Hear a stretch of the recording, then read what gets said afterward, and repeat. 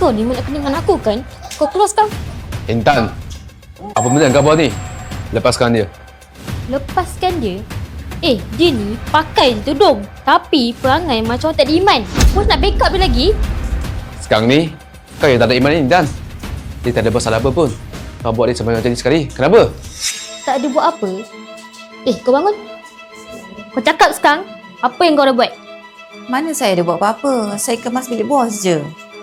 Lepas tu, saya kemas bilik bos, dia tiba-tiba Intan datang. Mengamuk-ngamuk, tarik turun saya. Kau jangan menipu lah.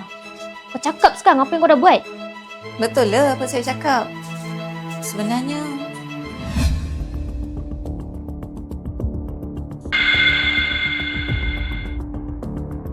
saya nak kemas bilik bos.